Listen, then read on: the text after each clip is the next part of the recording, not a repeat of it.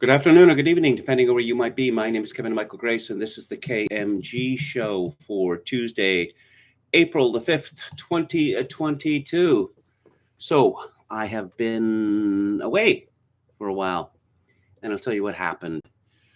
That after I'd done the last live stream, the last one that you saw, I was informed that one of my YouTube live streams had been removed and that I had a strike or whatever. And then if this happens again, something terrible will happen to me. And I wondered why this was. And apparently, I had mentioned something that had happened in late 2020 in the United States. Not that I was disputing the result, I had merely mentioned, quoting a column by Jim Kunstler, that there were investigations in several states as to this thing that had happened in 2020. So now I've learned that you can't even talk about that on YouTube, or else your streams will be pulled. And if you offend again, then you will be eliminated. So the theme of today's show is It's a Good Life, which you might remember as one of the most famous episodes of the Twilight Zone, starring Billy Mooney. It first aired in November 1961, and it's about this weird little boy who has these magical powers. And since he's, I don't know, 8 years old or whatever, or sorry, 6 years old, let's see, what does Wiki say? He has godlike mental powers, including mind reading. He is isolated in his town of Peaksville, Ohio, from the rest of the universe. The people must grow their own food. Supplies of common household items, such as bar soap, have been dwindling. He has blocked television signals and caused cars not to work. He creates horrible creatures, which he then kills. Everybody is under his rule, even his parents. The people live in fear of him, constantly telling him how everything he does is good, since he banishes anyone thinking unhappy thoughts into the otherworldly cornfield from which there is no return. Never having experienced any form of discipline, Anthony does not even understand that his actions are wrong and is confused when his father tells him that the neighbors are reluctant to let their children play with him after he sent several of his playmates to the cornfield. I see that Cloris Leachman is also in this episode. No, The Simpsons did a parody of it where Bart, of course, plays the little boy, and he gets his own way and everything. And when he doesn't, he does grotesque things to people. And everyone says it's a good thing that that happened. So that is my new motto for as long as I stay on YouTube, which hopefully won't be long, that it's a good thing that happened. So there is a piece or a video by Gonzalo Lira, who is a Chilean, I think, and he's living in the Ukraine now, in Kharkov, I believe, and he makes videos from there. And he did a short YouTube live stream yesterday, the day before, and the gist of which is that he had made a video about something that happened in a Ukrainian town, a suburb of Kiev, called Buka. And what he discovered after his YouTube video was removed from YouTube, that according to YouTube, you are not allowed to dispute the official Ukrainian version of what happened there. Notwithstanding, of course, that there has been no forensic investigation of what happened in this town, beginning with a B. But once again, it's a good thing that that happened, because the woman that runs YouTube, whose name is Susan Wojcicki, she is the sole. Oh, here we go. Susan Wojcicki is the sole arbiter of a truth throughout the universe in perpetuity, and that's a good thing, right? I mean, we wouldn't have it any other way. Let's go to the chat. I'm pleased to see that there's still some people who remember me. Hello to Dawn from Beyond and Anrun and Palpcasso88. Thank you for your kind words. Dan, the eye is looking good, says Anrun. Well, it is not completely healed, as you can see. But since this happened, my accident happened 6 weeks ago, I think that gives you an indication of the severity of it. Hello to Oscar Toe and a British American, a Chokokan, a six. Hello to Duvid, Dr. Deadname, Oscar Toe. Dr. Deadname says Johnny Bravo parodied that episode too, but when the kid sends people to the cornfield, it's a literal cornfield. That suburb in Ukraine, I don't think I can talk about that directly. Urban Planner says, I found that if you misspell Ukrainian as Ukrainian, well, a different way, YT returns more accurate results in reference to certain crimes during the war. Hello to William Hicks, respectable commenting name. Joken666 says the totalism is personal and palpable. Dan says siren right on cue. Hello to Yo Mama. Now try to be more subtle, says William Hicks. Well, you know, I'll tell you a story that happened to me in radio. I suppose it's the reverse. That this fellow Peter Weisbach, who I worked for in many cities, let's see, Vancouver, Edmonton, San Diego. I used to write all his editorials, his daily editorials on his talk show. And he once complained to me that they were too subtle.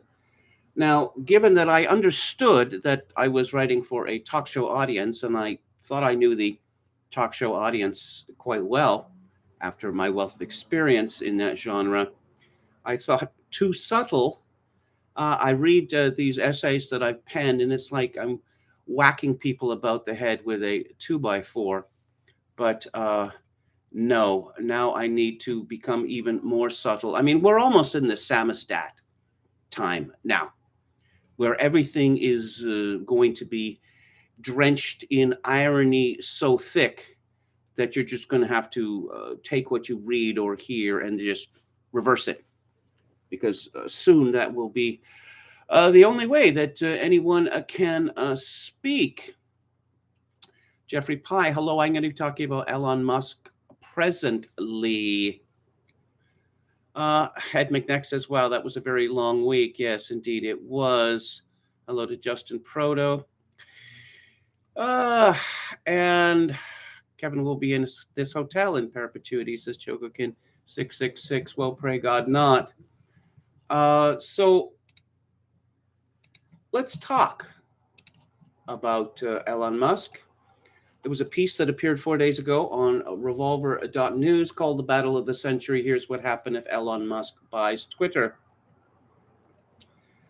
It begins in 2021. Elon Musk created overnight millionaires by pushing the Dogecoin or Dogecoin meme. In 2022, he may be gearing up for something more dramatic. The world's richest man might be on the cusp of launching a global crusade to restore freedom of speech. He had tweeted in March, given that Twitter serves as the de facto public town square, failing to adhere to free speech principles fundamentally undermines democracy. What should be done? And then he asked, is a new platform needed? This is probably Darren Beattie at Revolver writing, creating an alternative platform could be interesting, though several of these exist already. Twitter remains, by Elon's own admission, the de facto public town square. Despite its severe censorship, it is still the only major digital public space where anonymous accounts can interact with celebrities, journalists, and business titans, including Elon, where world leaders engage in spirited public diplomacy, and where dominant cultural and political narratives incubate and spread. The most exciting possibility is therefore the most obvious. Musk should simply buy a controlling stake in Twitter itself. He could certainly afford it. At $31 billion, Twitter's market cap is less than 15% of Musk's current net worth. Even if one regards Twitter stock as entirely worthless, Musk could theoretically buy a controlling stake in it and still be the world's richest man by $50 billion and free speech would be restored to the so-called land of the free. But in practice, it's not that easy. In fact, one would be hard-pressed to imagine a project more dangerous and difficult than restoring free speech to a major tech platform like Twitter. At the same time, it's hard to imagine a more worthwhile project. Restoring genuine free speech would do more for patriotic Americans than the GOP taking back the White House in 2024. And it would pose a greater threat to the ruling regime than anything Russia, China, or Iran might plausibly do. Free speech online is what enabled the Trump revolution in 2016. If the internet had been as free in 2020 as it was 4 years before, Trump would have cruised to re-election. Massive censorship and suppression are the tools needed to prop up COVID tyranny, the Ukraine war fever, and the idea that Leah Thomas is a woman. America's decrepit and illegitimate ruling class intuitively understand this.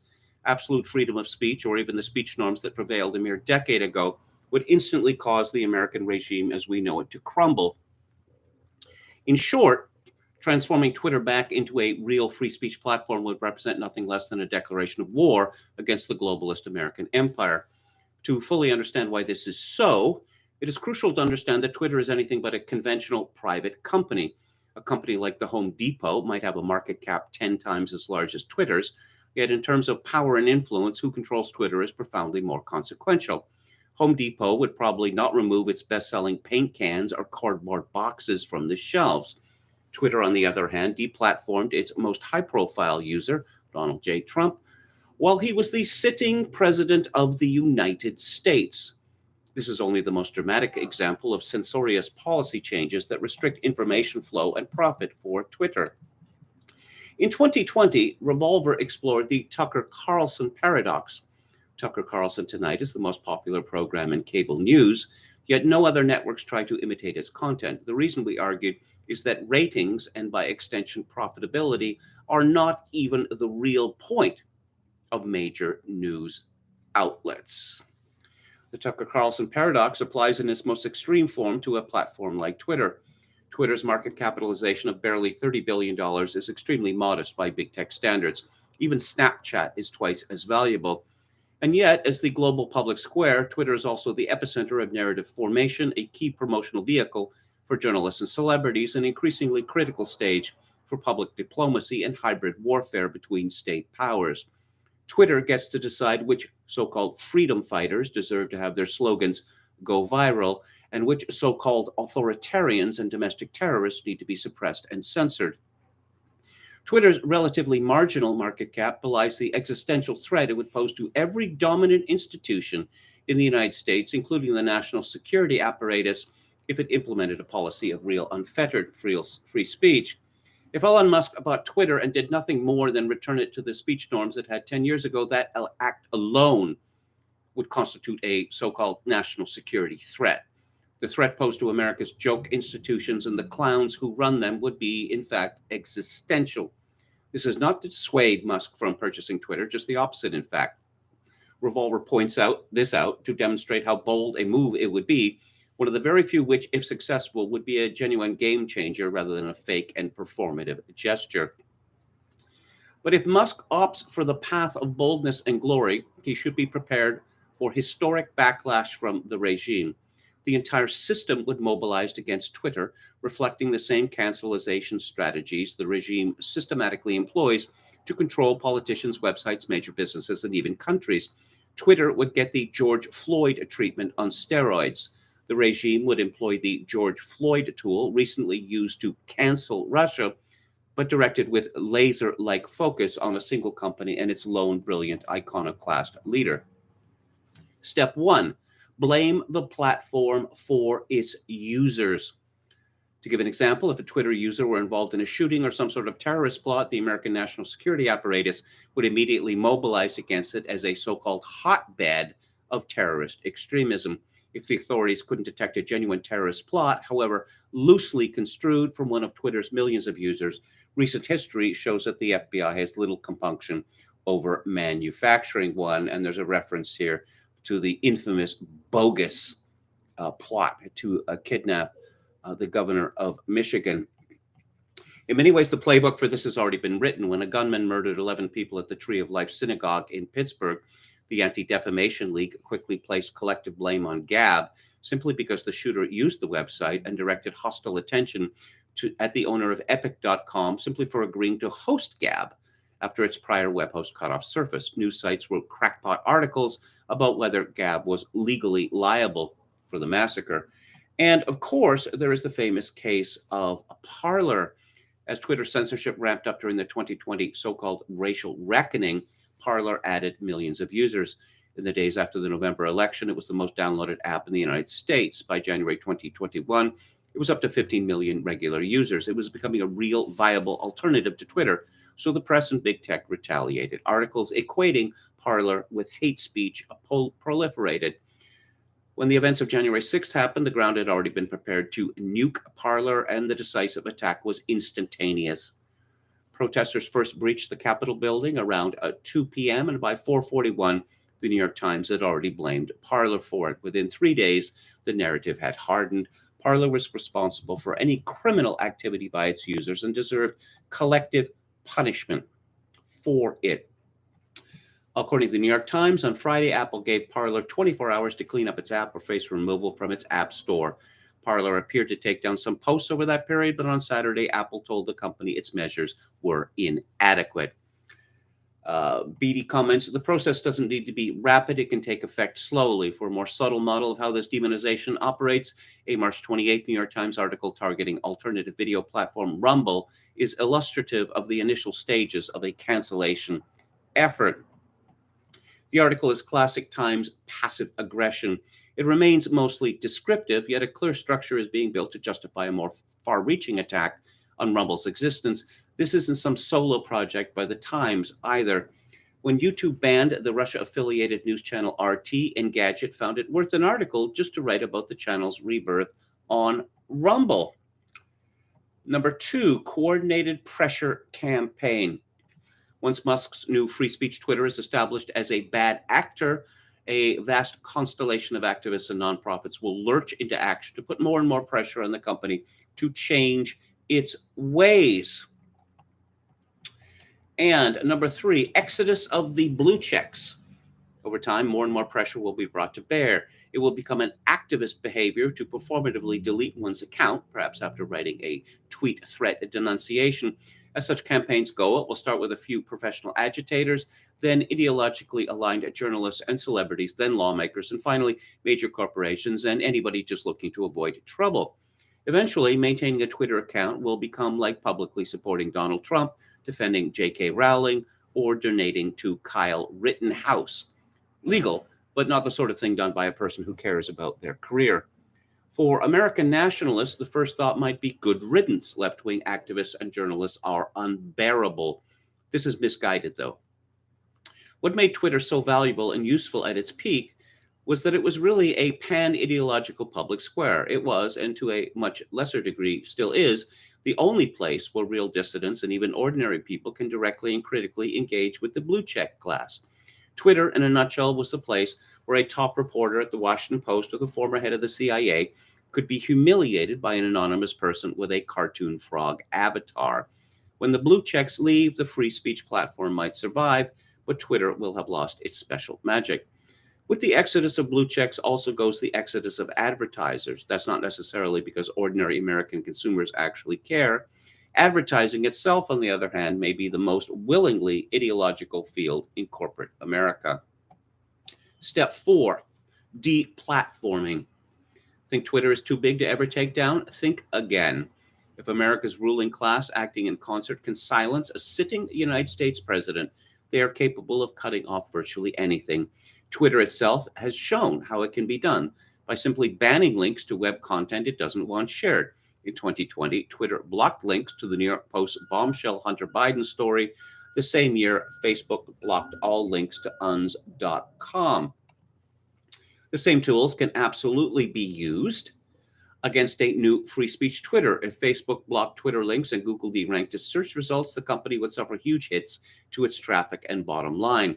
Media outlets could stop embedding or even linking Twitter threads as a protest against the platform's so-called hate or extremism. And if deplatforming isn't enough, there is always the path of direct government action via regulation or more thuggish tactics. Even if America doesn't act, its satellites easily could. Europe has banned Sputnik and RT for being Russian propaganda. It could easily do the same to Twitter if it becomes too free for the increasingly unfree West to tolerate.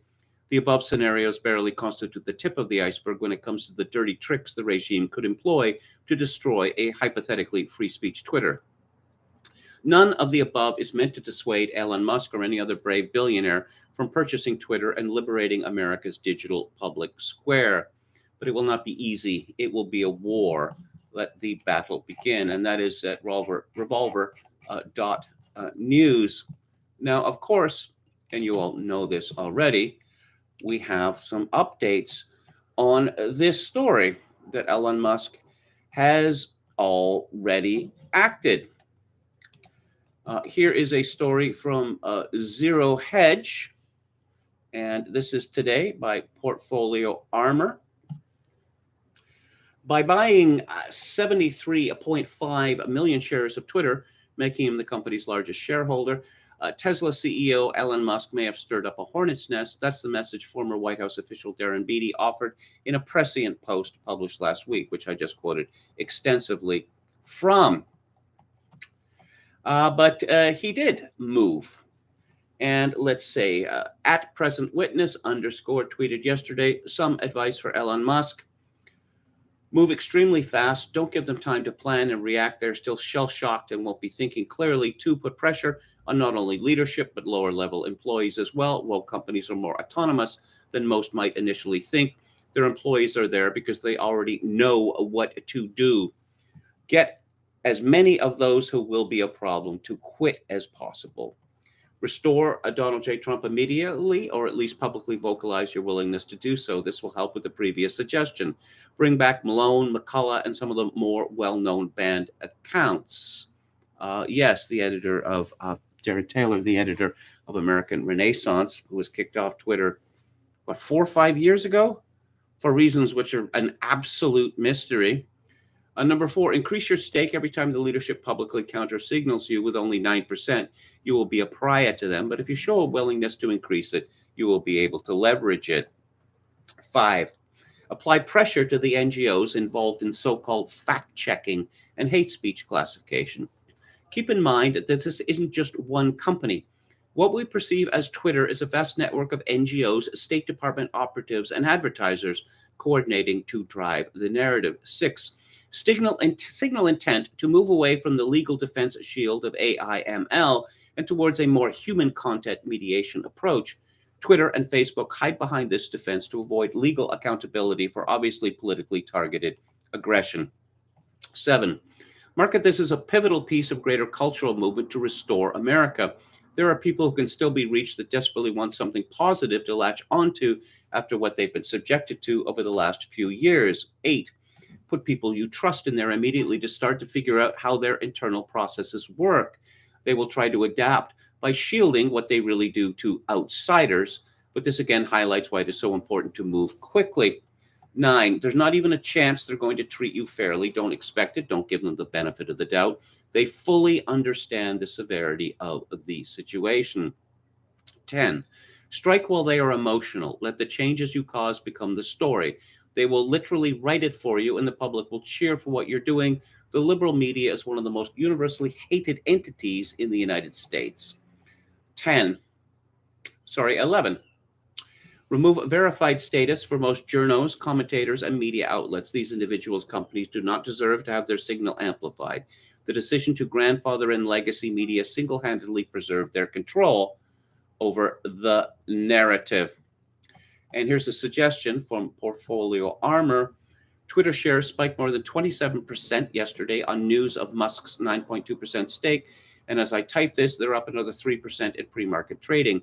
But as Morgan Stanley's chief U.S. equity strategist Mike Wilson warned recently, the bear market rally may be over, given that Elon might want to consider hedging his Twitter shares, and he provides a way to do so. And here's another story. This is from Newsweek today by Thomas Kika. Elon Musk joins Twitter board but can't save Trump from ban yet. Elon Musk officially joined Twitter's board of directors this week following a sizable stock purchase, but he does not have the authority to unilaterally reverse the bans of Donald Trump and other figures who've been removed from the platform. Twitter CEO Parag Agrawal made the announcement about Musk joining its board Tuesday, a day after the news that he had acquired a 9% share.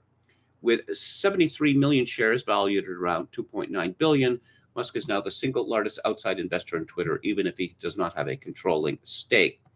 As Newsweek reported Monday, however, this stake still does not make it likely that Musk will be able to unilaterally make changes to how Twitter operates. In order to do so, he would need a controlling stake of at least 50% of all shares in the company. For now, Musk would need the support of other board members and shareholders to enact changes. This means that it is unlikely for now that Musk would be able to unban certain controversial conservative figures who have been kicked off Twitter in recent years. When Musk asked his massive Twitter following what changes should be made to the platform, numerous conservatives urged him to restore the account of former President Trump. Outspoken GOP Congresswoman Marjorie Taylor Greene is also among the conservative lawmakers permanently banned from Twitter, in her case for spreading COVID-19 misinformation from her personal account. So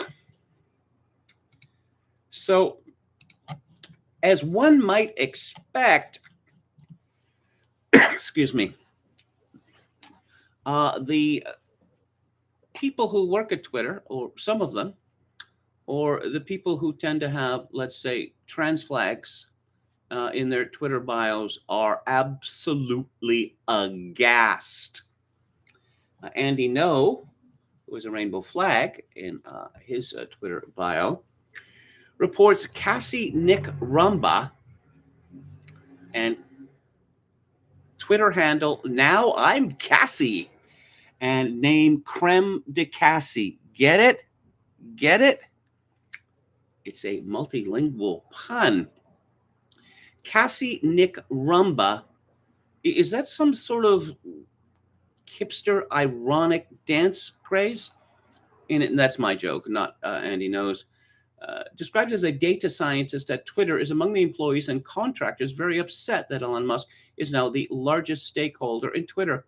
A prominent transphobe buying a large stake in Twitter is not at all funny, she says. Gerard Taylor, a senior software engineer at Twitter, is concerned about the leftist company culture following Elon Musk becoming the largest shareholder. My current sentiment, stock is up, yay, but what about our company culture? Yeah, okay. This has happened at so many tech companies, and there's one example, which I can't think of right now, where basically the CEO said, don't let the doorknob hit your ass on the way out. Here's the severance packages. Bye. When I see these people with the trans flags in their Twitter bios, and I find out that they're working at a tech company, I'm thinking, what do they do there? I mean, I know they make people miserable and afraid, but do they have any use? I don't think they do. I think that their use is, in fact, negative. More from Andy No. Ashna Giuliani, a Twitter software engineer, posted a video of a crying woman to show how upset she is over Elon Musk becoming the largest stakeholder in the company. Haraldar Thorleifsson, who directs creative services for Twitter, states his dislike for Elon Musk after the billionaire became the company's largest stakeholder. Yeah. And here is a sort of a big picture story. And we get this from the New York Times via Steve Saylor. When Sir and Ma'am miss the mark, restaurants rethink gender's role in service. A dinner out can be discomforting for non-binary and transgender people, but efforts are afoot to change that. This is by someone who rejoices in the moniker of Rax, R-A-X, Will. Dateline, Los Angeles. As Anna Elia O'Valley stood outside a restaurant here deciding whether to go in, the host extended a friendly greeting. Hello, sir. But the phrase didn't feel all that welcoming to O'Valley, 27, who identifies as non-binary and uses the pronouns they and them. O'Valley has an androgynous appearance, and as they asked for a menu, they could see the wheels turning in the host's head, registering the pitch of their voice and noticing details like their eyeliner and painted nails. The host quickly retreated, calling them ma'am. It's just funny that they resort to flipping it, said O'Valley, a machine learning researcher.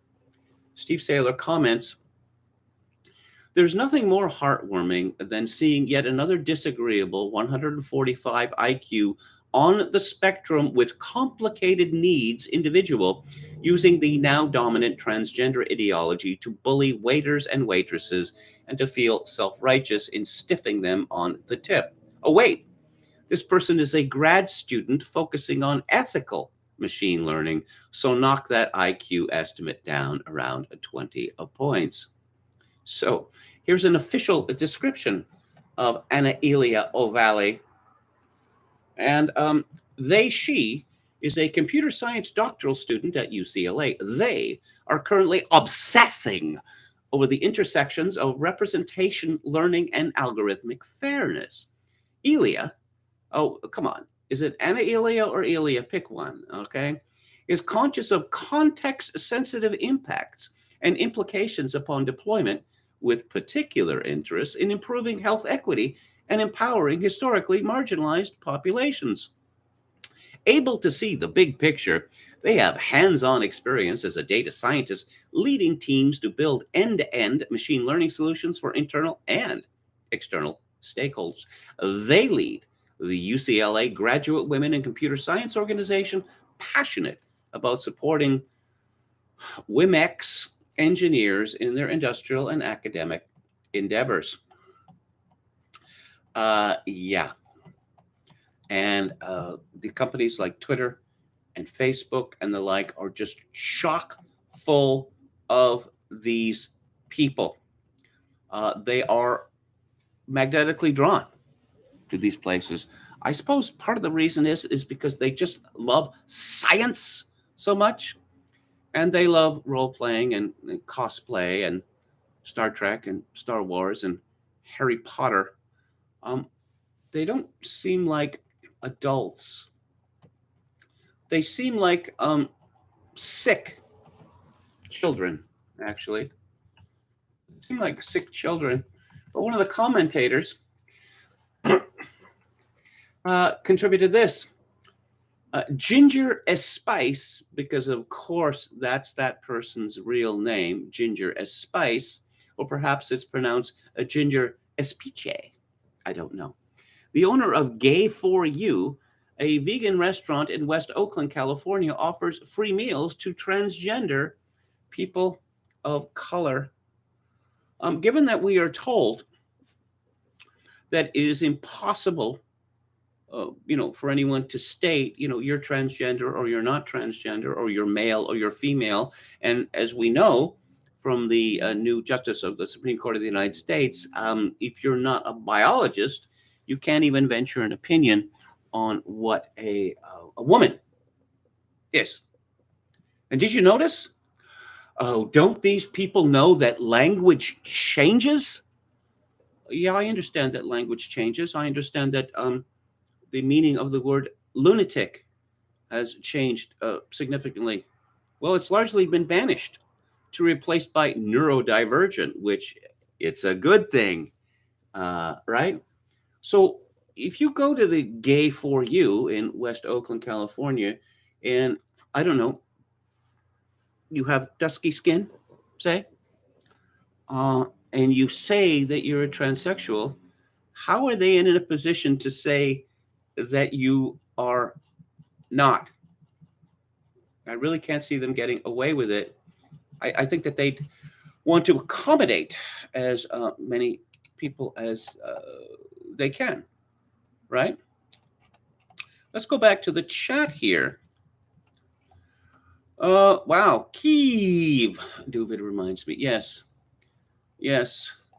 Wow, there are a lot of comments. I'm very, very pleased. Thank you so much. Who else do we have? Hello to Tony V. Yo Mama. The wealthiest man in the world is an African American. Yes. That was one of the gags in Mike Judge's short-lived ABC animated sitcom called The Good Family, where they had this more liberal than thou family had adopted a boy from Africa, from South Africa, and he was, conspicuously, Boer, white. But I'm an African. Well, I guess you are. I mean, it's, on your birth certificate and everything. Hello to Mark Butterworth. Kevin's anteroom to heaven, or call it purgatory. I'm reminded of Chris Morris on Alan Partridge, referring to the Linton Travel Tavern. He played a farmer angry at Alan Partridge, and he was the subject was intensive farming, and he's being interviewed, and he referred to the Linton Travel Tavern as your sordid little grief hole. And this is how I've come to see my accommodation.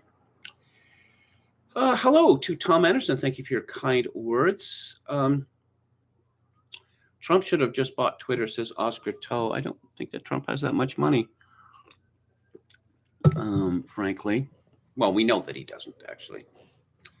Jonathan Greenblatt is the reason why we do not have free speech on Twitter, says Tom Anderson. Well, he's one of the major reasons, certainly. And you may have seen that the American Jewish Congress said, oh, we don't have anything against the Azov Brigade. Yeah, I mean, they may be outright Nazis who are not trying to hide it, but they haven't given us any trouble. We've stopped quoting Dietrich Bonhoeffer now, or whoever it was. First they came for the whatever, right? So, so the Azov Brigade is not killing Nazis. Well, not yet. Or sorry, they're not killing Jews. Not yet.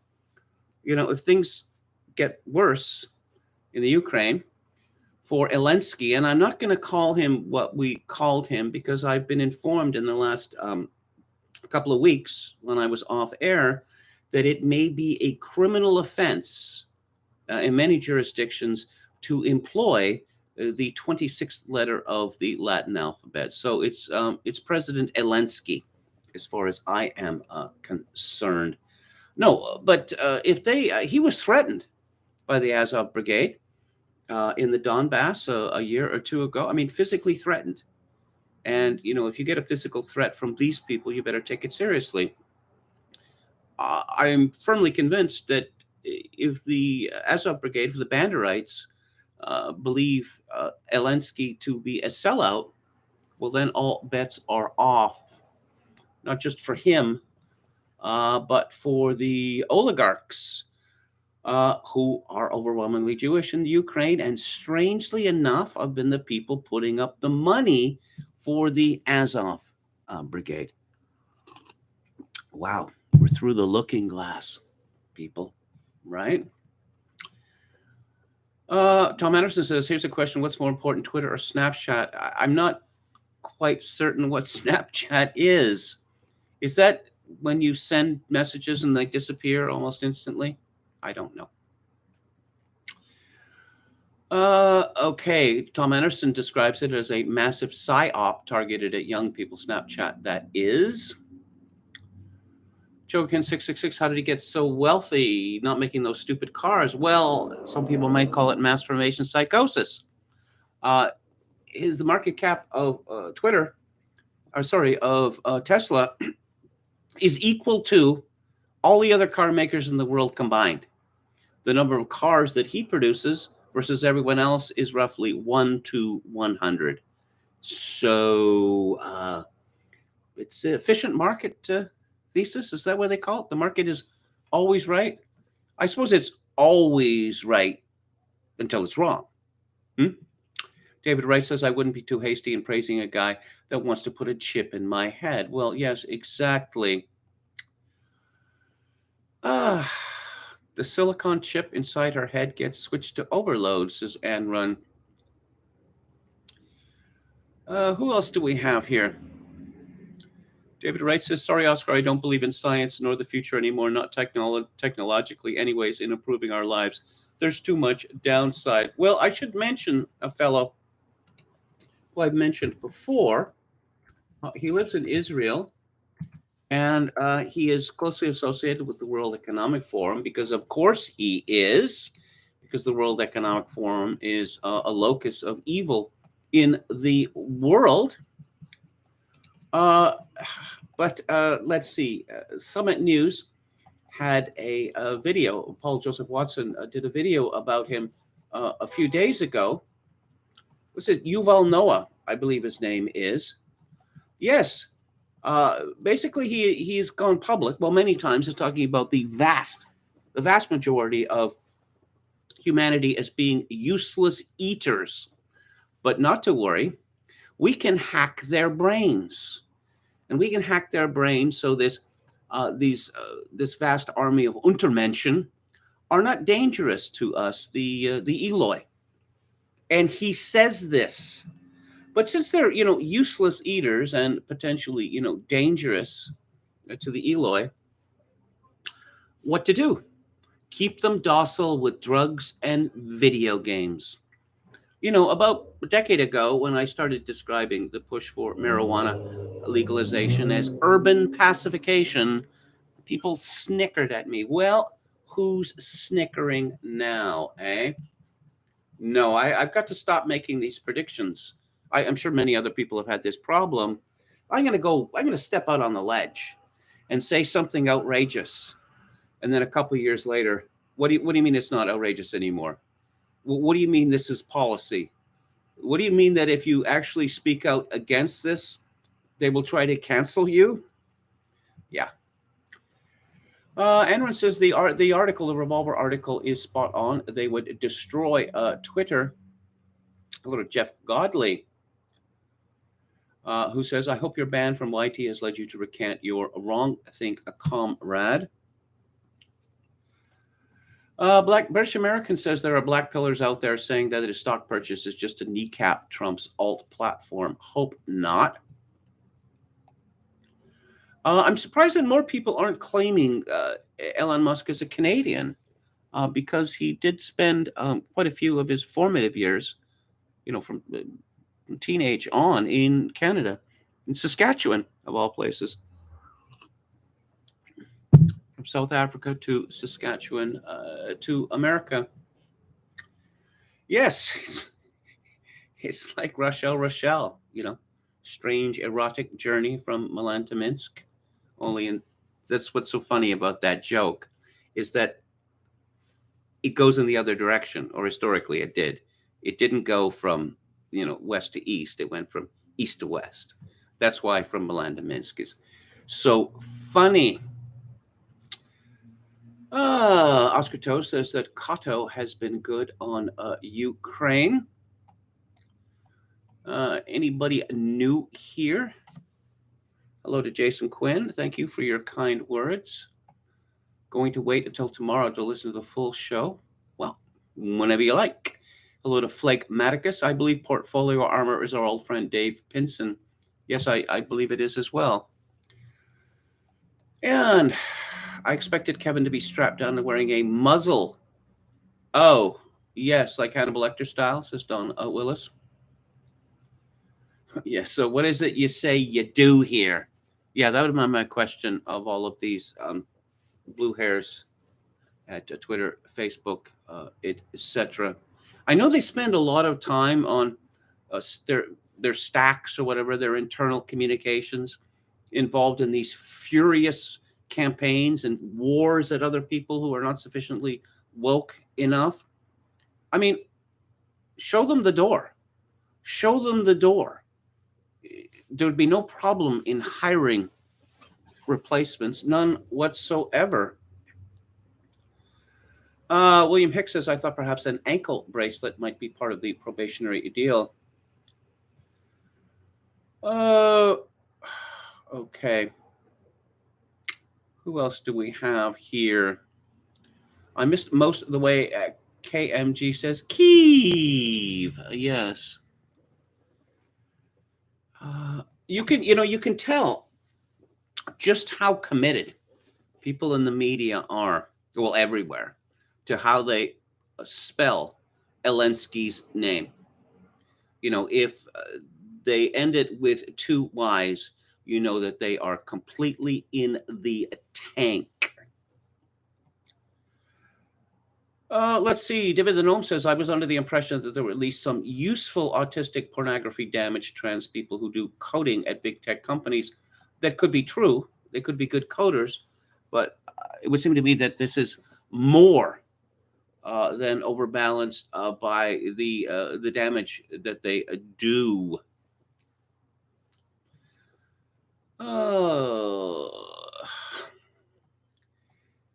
Eye is looking good, says True Greenberg. Yes, as I said previously, not completely healed, but I'm not wearing the patch anymore. William Hicks says, if you go out on the ledge, the sirens will overwhelm you. Hello to John S. Tom Anderson asks, will future students be taught that the Kievan Rus was actually the Kievan Rus? You may have seen that a major art gallery in England renamed a famous impressionistic picture by Edgar Degas, which was called Russian Dancers, Ukrainian Dancers. Oh, because the Ukrainians have been canceled from history. Oh, yes, apparently the Ukraine is responsible for all culture on earth, apparently. And everything that you think is Russian is actually Ukrainian, because they are just paragons, intellectual, creative, artistic paragons. Well, there's Shevchenko, and then there's that guy, and that other guy. Yeah, that they have done so much for us. Hello to the Salamander Penitent. Hello to Lamprey Milt. Nice to see you again. And Emmett Kelly's Earth. Greenbird says, Mises' is subjective theory of value. The right price is whatever people will pay. Yeah, again, I understand how that's how the market worked, but until fairly recently, market prices were supposed to have something to do with fundamentals, price to earnings ratios, stuff like that. No longer. And as Jim Kunstler has pointed out, the reason why capitalism, well, at least the old capitalism before, it was, how would I say, refitted by Alan Greenspan, was that it was supposed to discover prices. Well, it doesn't do that anymore, does it? Okay. Let's see. Where are we going to go now? Oh, yes. I talked about the civil rights issue of our time. This monstrous man from Israel, Yuval Noah, you keep them docile with drugs and video games. I recall pointing this out, going back to a piece that I wrote about Michel Houellebecq, 20 years ago? But let's go to an excellent essay here at Tablet Mag, which has many excellent essays. And I should point out again that this is the Jewish tablet, not the Catholic tablet. This is a piece called The New Authoritarians by Alex Gutentag. Woke professionals acting as the indentured servants of a fearful oligarchy have become everything we were told to fear from Trumpism. It begins, after the election of Donald Trump in 2016, many Democratic voters felt baffled and betrayed. Pollsters and statisticians had predicted a decisive victory for Hillary Clinton, and her campaign had even attempted to elevate a Trump because they thought that he was the easiest candidate for her to beat. Conveniently, the Russian collusion narrative and allegations of white supremacy allowed the Democratic National Committee, the Clinton campaign, and the media to avoid asking themselves how they had made such an enormous miscalculation. In reality, their inability to predict or understand Trump's appeal to voters was symptomatic of a class stratification that had been building for decades. From the 1970s until the 2008 financial crash, only the top 20% of the country saw its real income grow steadily, while the real income of the bottom 80% stagnated. This top 20% consisted largely of affluent, college-educated professionals who migrated to the Democratic Party, while large segments of the working class left it.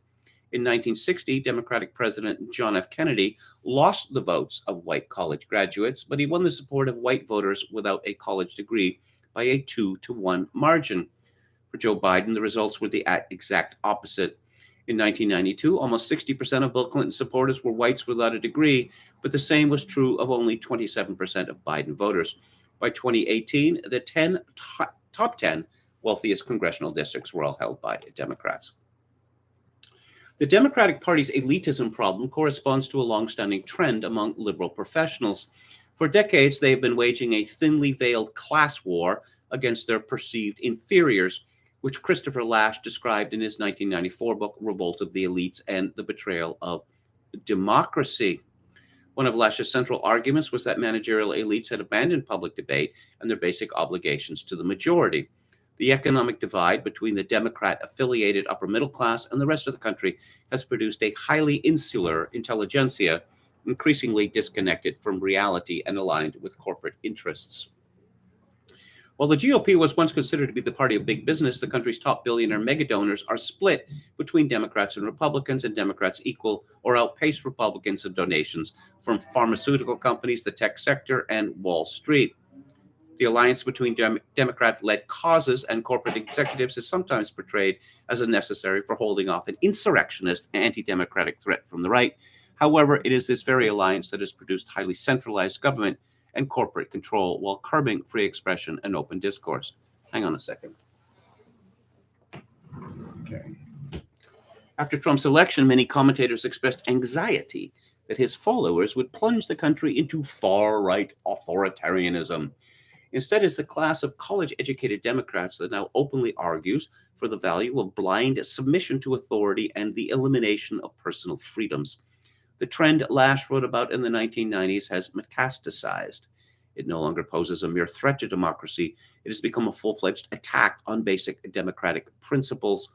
Far from upholding civil liberties, the self-proclaimed resistance to Trumpism has itself exhibited many hallmarks of authoritarianism: suppression of dissent, demand for unquestioning obedience, and tight control over the flow of information. Well, scapegoating Trump supporters, a nexus of billionaires, woke corporations, public intellectuals, and Democratic officials have sparked the very descent into authoritarianism they claimed would emerge from the populist right. The TV production of Margaret Atwood's novel The Handmaid's Tale premiered on April 26, 2017, and was widely touted in liberal media outlets as a prescient mirror of the country under Trump. Journalists warned that the United States was on the precipice of becoming a Gilead-like dystopia, where human rights would be non-existent. Yet based on the domineering COVID-era behavior of the show's own target audience, The Handmaid's Tale appears to have been less of a warning to viewers and more of a handbook. Forced and coercive medical procedures, adoption of mandatory new garbs, censorship, and frozen bank accounts were central to the totalitarian state depicted in the novel and the show. In the end, this program found its real-world parallel, not in autocratic moves from the right, but in liberal-approved measures like vaccine mandates, mask requirements of dubious medical value, restrictions on speech, and seizure of protesters' financial assets, all of which were vocally supported by the affluent laptop class. This is not simply a matter of hypocrisy, Guten Tag writes. It is only by painting themselves as victims fighting against their oppressors that college-educated professionals can rationalize their own authoritarianism. The cult of victimhood conjures the specter of fascism, misogyny, or white nationalism in order to justify blatantly repressive measures. This is why, for example, the professional class consistently portrayed unvaccinated people as Trump supporters, even though in many major cities, vaccine passports mostly excluded Democrat voting Black residents from indoor establishments. Under the guise of combating anti-vax extremism, woke liberal politicians embraced segregation and the exact kind of systemic racism they claim to oppose. While considering themselves to be on the right side of righteousness and rationality, commentators called for hospitals to reject unvaccinated patients, and some even celebrated their deaths. This is precisely the type of punitive regressive tendency that progressives warned would be a consequence of Trump's election. It is also the inevitable outcome of discourse that allows some of the most powerful people to depict themselves as helpless and persecuted. When the New York Times editorial board recently decried the culture of social silencing that has permeated most American institutions, some prominent progressives were incensed. New York Representative Alexandria Ocasio-Cortez, whose election to Congress was powered by the most gentrified neighborhoods in her district, argued that only the left is subject to real censorship and that concerns about cancel culture are merely, quote, about protecting bigots from feeling embarrassed in public, unquote. Ocasio-Cortez seemed to forget that she has explicitly advocated for censorship herself on more than one occasion. In 2019, she called on Facebook CEO Mark Zuckerberg to take down lies. And in 2021, she pressured Apple and Google to remove Parler, a social media service popular among conservatives, from their app stores after the January 6th Capitol riot. Ocasio-Cortez doesn't think she's calling for real censorship because she believes that the entire political opposition is composed of violent domestic terrorists bent on killing her. P.S. She was not in the Capitol building on January 6th. It is precisely her self-image as a perpetual victim that allows her to justify a tyrannical approach. President Biden likewise encouraged big tech to deplatform anyone with alternative views about COVID vaccines by presenting the people sharing these views as literal murderers who were, quote, killing people, unquote. Sweeping censorship that amounted to digital book burning helped create an illusion of consensus, even though many of the claims prohibited on social media, such as the fact that the vaccines did not prevent transmission, proved to be true. Far from private companies exercising discretion over how their platforms are used, these tech companies operated in coordination with the executive branch, meaning their clampdown on speech was in violation of the First Amendment.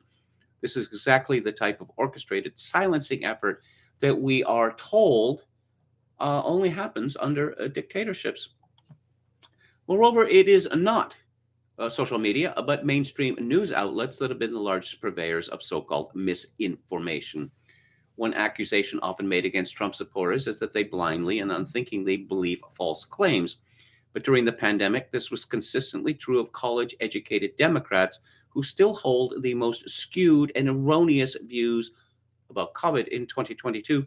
48% of self-described very liberal people still believe that COVID posed a great risk to children's health, despite widely available evidence that the risk COVID poses to children is minuscule. Between January 21 and September 21, the Centers for Disease Control reported that 280 children died with COVID. Later, the CDC would admit that it inflated its total death numbers by almost 25%. According to the latest available data from 2015 to 19, flu and pneumonia killed more children annually. Heart disease, firearms, drowning, and motor vehicles all pose a much greater risk to children than COVID. Believing that COVID is a great risk for kids, justifying child mask mandates and school closures is exactly the kind of persistent scientific illiteracy of which journalists accuse Trump supporters. Democratic support for federal law enforcement and intelligence agencies has coincided with increasing cooperation with tech companies and media outlets. This was demonstrated by the suppression of the now verified 2020 Hunter Biden laptop story, which was restricted on Twitter and Facebook, while the media and dozens of intelligence experts attempted to discredit it as Russian disinformation. During lockdowns and vaccine mandates, tech and pharmaceutical companies made astronomical profits and were aided and abetted at every turn by their pajama-class foot soldiers. While lockdowns plunged millions of Americans into conditions of unemployment, despair, and hunger, it gave professionals a luxury, a time to rest at home and be free from stressors like commuting. As billionaires saw their wealth surge, the upper middle class stayed silent or complicit. This occurred not just because many of them were eager to keep their new remote work lifestyle going for as long as possible, but also because of the social silencing the Times editorial board described. His silencing had serious repercussions, Guten Tag writes. It is now commonly acknowledged, for example, that school closures were a mistake, but those who spoke up early lost friends, jobs, and opportunities. What is dismissed as cancel culture is actually central to the authoritarian project. A new idea, flatten the curve, save grandma, 2 weeks to stop the spread, can be introduced at any moment, and if it's framed as morally necessary and unquestionable, it will receive resounding support from the most well-educated class. This poses a huge threat to society as a whole. Why is the professional class so concerned with virtue signaling and policing its own members?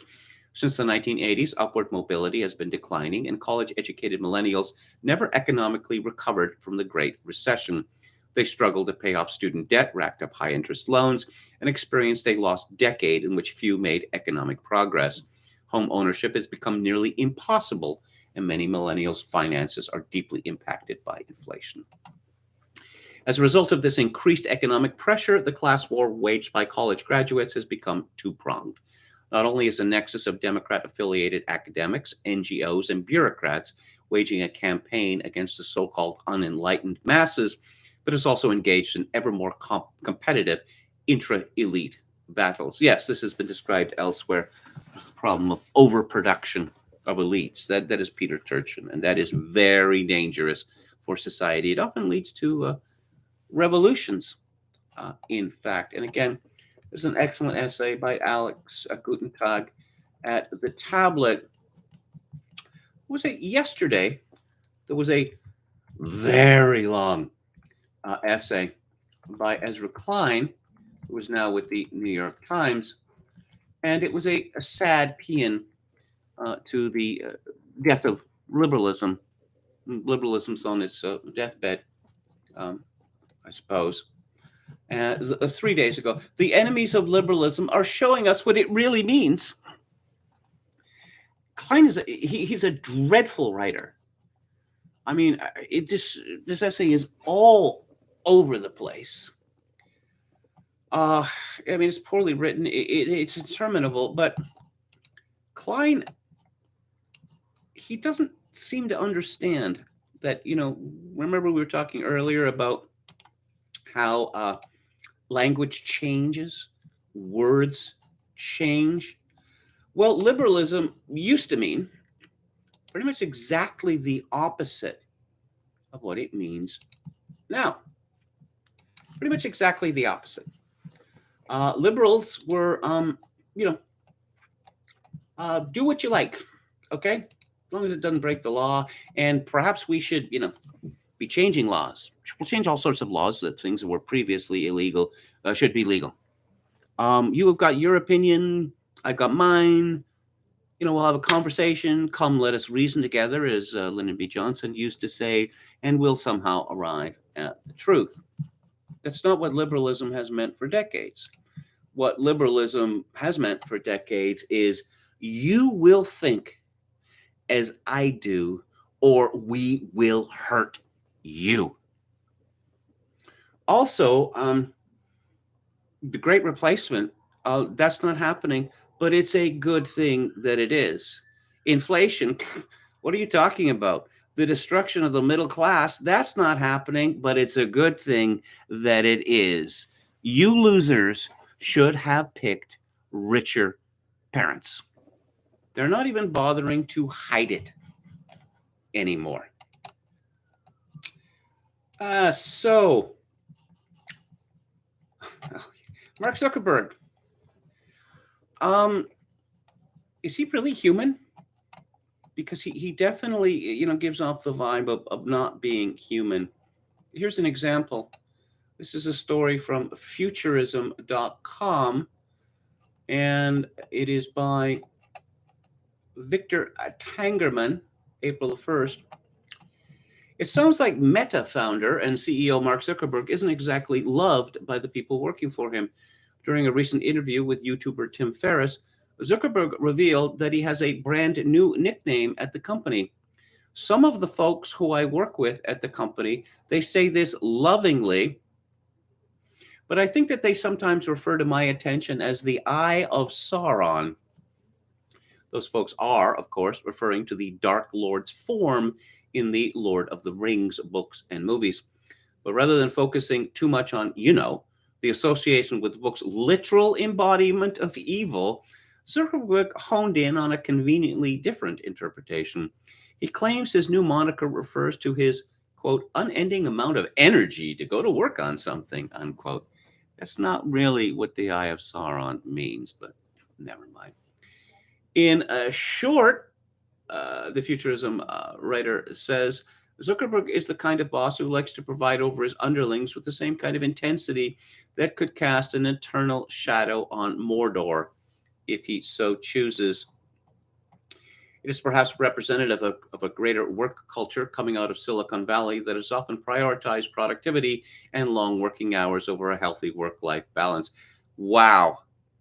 Talk about understating it.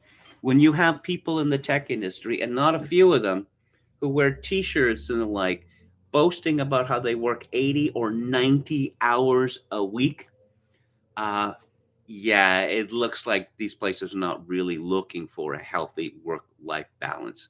What are you talking about your home life? This is your home. This office is your home.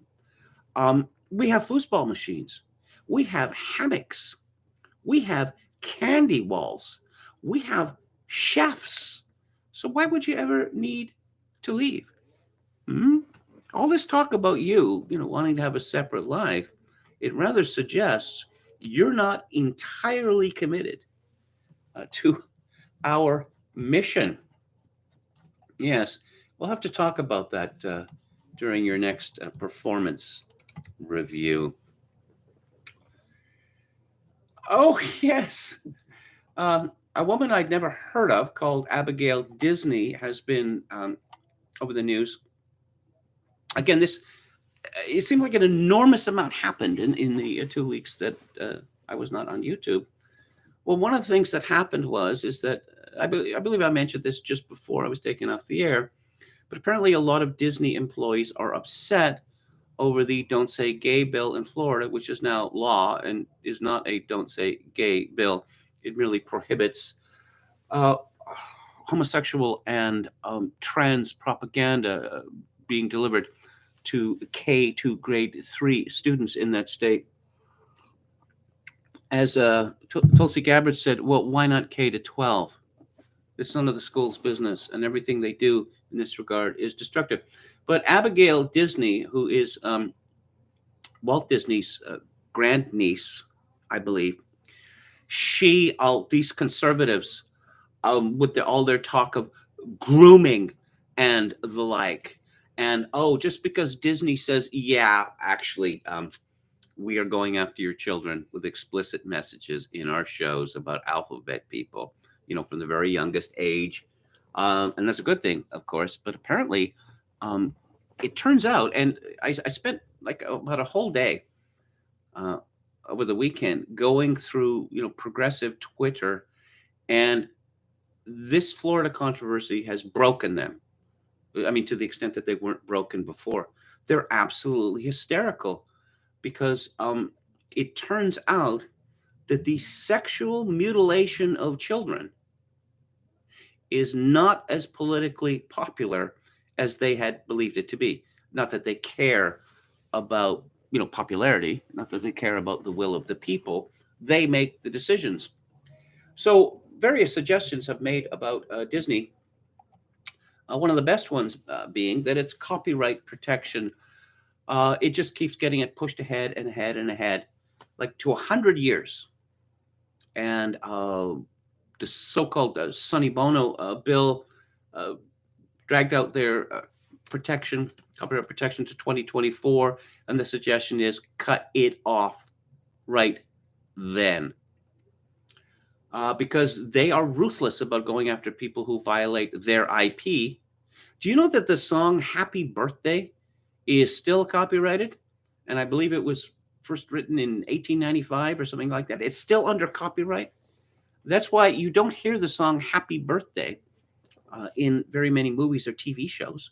You got to pay through the nose to use it. And that's why I know they did this on Futurama and in other shows where you think they're going to sing Happy Birthday, but they sing a parody of it. which is not the same tune, but kind of sounds the same. Yeah. Happy birthday. Still under copyright. And I'm not making this up. You take your kids to Chuck E. Cheese or whatever, and you have you got 30 kids or whatever, and they're singing happy birthday, and you put this on the internet, they are coming after you for violating the IP. Well, Abigail Disney, in response to Christopher Rufo, who had written on Twitter, "We are waging moral war against Disney. We are directly targeting their public reputation. We are turning half their customers against them." Abigail Disney tweeted, "Like all radical ideologues, the right wing has finally run amok and is coming to devour the hand that feeds it. Business. For my part, I am delighted. It is the business world that has been, either by act or omission, feeding the opportunist right wing to distract." Yeah, okay. And she went on and on and on and on. And I'm thinking, yeah, I want you to keep this up, Abigail Disney. Apparently, she had another meltdown a couple of days after this. If these plutocrats keep carrying on like this, and there was like the co-founder of BlackRock who said, "You soft people," meaning not people like him who's worth $400 million. Why so few dollars, I wondered. "You soft people." Oh, really? Because there's not really a lot of soft people. I mean, in terms of, Abigail Disney is a soft person. Has she ever done anything in her life? And BlackRock is an evil corporation that seeks to dictate the behavior of every major business on earth. No, but you soft person, you sponger, earning like $20,000 a year, $25,000 a year, or whatever, you're going to have to get used to reality. If these plutocrats keep talking like this, they're going to wake up one day and find out that the policy of confiscatory taxation on wealth has suddenly become very popular. Because what these clowns like Abigail Disney and that fellow at BlackRock do not understand is that the privileges that they enjoy, corporations being treated as people, for instance, and trusts and the like, a single legislative session, a single week in in Congress, say, this could all be stripped away from them. But no, it's business. Yeah. And I don't know. I am not an anti-business person or an anti-capitalistic person. But these people have gone too far. They've gone too far for a very, very long time. They think that they are above the law. And we see this with companies like JP Morgan Chase, where, billion-dollar fines, billion after billion after billion-dollar fines. It's just a cost of business for them. They're not going to be prosecuted. Obama's Attorney General gave that away. The Justice Department, Eric Holder, the Justice Department recommended criminal charges against HSBC for what? For money laundering, Mexican drug cartels, and doing business with the government of Iran, which, for better or worse, is under American law. It constitutes terrorism. And Eric Holder said in a statement, "No, I've decided against criminal prosecution of HSBC because that would impugn confidence in the banking system, which would in turn impugn confidence in the economy." So in other words, not just too big to fail, but too big to have to, follow the law. And let's see. Oh yes, this is good. I saw some video of some teacher saying that, oh no, it's perfectly reasonable to talk to 5-year-olds about, gay stuff and changing your gender, because they're talking about it already. They're getting this information on their cell phones. Well, I don't know. Maybe they spend a lot of time looking at that. They don't know what that means. They don't know what gender means. A 5-year-old does not know what gender means unless his parents, typically mother, has brainwashed him or her. This is related. Chris Milor at Study finds screen time terror. 7 in 10 parents fear their kids are becoming internet zombies. Is all that time spent on social media, gaming apps, and streaming services turning kids' brains into mush? 7 in 10 American parents are worried that their children are turning into internet zombies, according to a survey. The study polled 2,000 American parents of school-aged children and found 64% are concerned about the amount of time their children spend on the internet. Another 2 in 3 believe their child's overall behavior has changed as a result of increased time online. While 71% trust their child is mature enough to roam the web unsupervised, stupid parents. A quarter of parents think a child should be in their teens before allowing this. Still, the average parent surveyed let their child browse the internet independently at 11 years old. Well, don't come back to me whining about, what monsters they become or what broken people that they have become.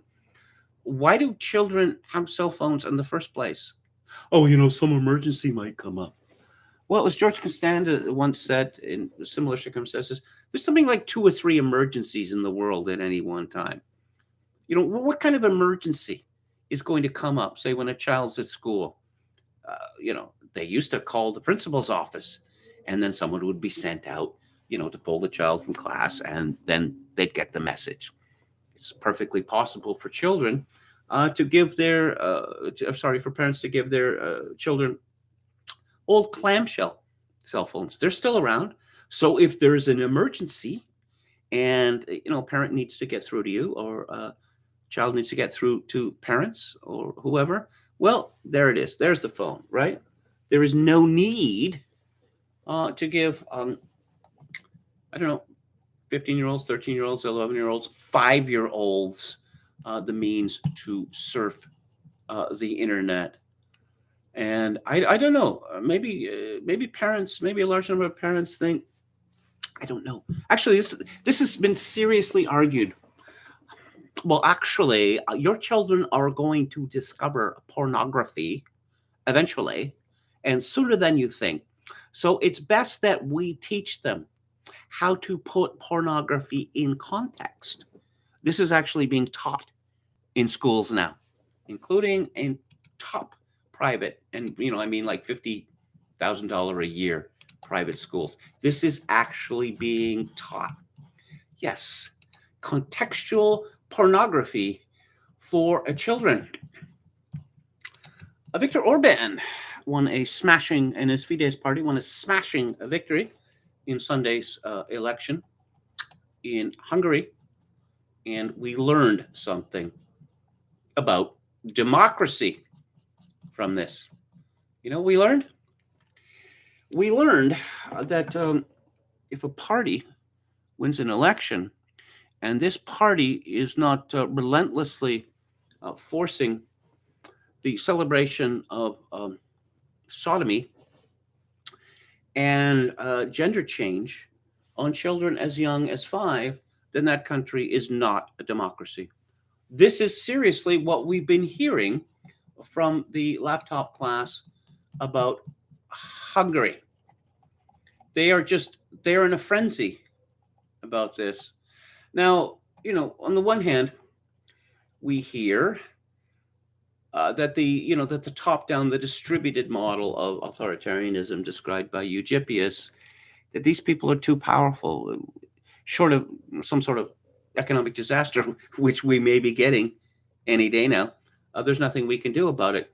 But this hysteria that we see from them, the hysteria over Brexit, the hysteria over Trump winning in 2016, the hysteria over COVID, the hysteria over Florida, the hysteria over Orban, and it's just constant hysteria.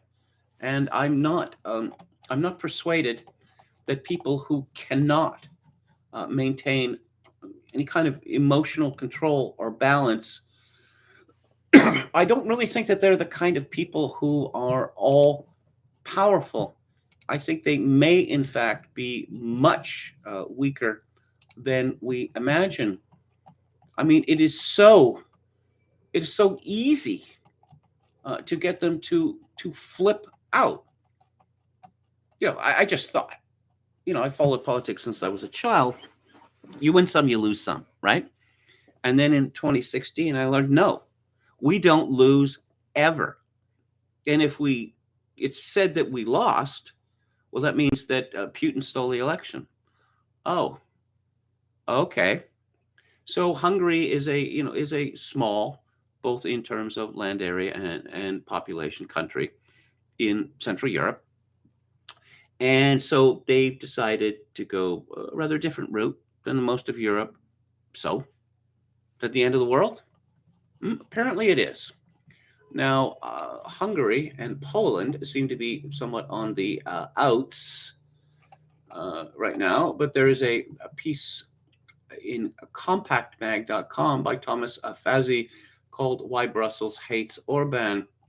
Viktor Orban and his brand of conservatism, that's not a good word, nationalism or patriotism is a better word, faced a crucial popularity test in Sunday's general elections, a test he passed with flying colors. The Hungarian premier and his Fidesz party thumped the opposition's unity coalition composed of liberals, Greens, communists, and the neo-Nazi Jobbik by a humiliating margin of nearly 20 points. Opposition leader Peter Markize was defeated even in his own district. Orban also struck a painful blow against his critics in Brussels. Ever since he returned to power in Budapest in 2010, and especially in recent years, Orban has played lightning rod for seemingly the entire EU establishment, even as he has galvanized populist and national conservative forces on the continent. Reviled, denounced, sanctioned, and banished from the European Parliament's centre-right bloc, he has gone from internal critic of Brussels to an outright dissident. In this, Orban hasn't been alone. For the past 5 years, the European Union has also locked horns with the National Conservative Law and Justice Party, or PIS, in neighboring Poland. Both countries allegedly failed to uphold the so-called rule of law as defined by Brussels. The European Commission charges Hungary and Poland with threatening media freedom and judicial independence, with not doing enough to tackle or actively engaging in systemic corruption, and with violating alphabet people rights. Charges are denied by political leaders in Budapest and Warsaw. Russia's invasion of Ukraine has added a new dynamic. Though Hungary and Poland long saw themselves as allies in a struggle against the Brussels elite, the war in Ukraine has created some fissures between the pair. Warsaw is among the Kremlin's most vociferous critics, calling for ever harsher sanctions against Moscow and for more Western arms for Kyiv, and even offering to host U.S. strategic weapons on its territory. Orban, by contrast, has taken a more neutral stance, condemning the invasion, accepting tens of thousands of refugees, while refusing to arm Kiev or to permit military aid to transit his country.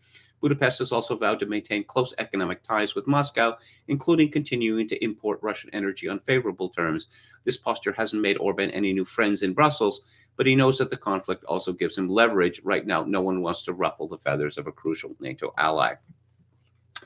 So, the author Fazi predicts, and I think he's probably right, that after however Russia's invasion of Ukraine ends, that Hungary and Poland will be closely aligned again. I mean, it's difficult to state just how hated, detested Poland's ruling party is among the Western elites in Europe and North America.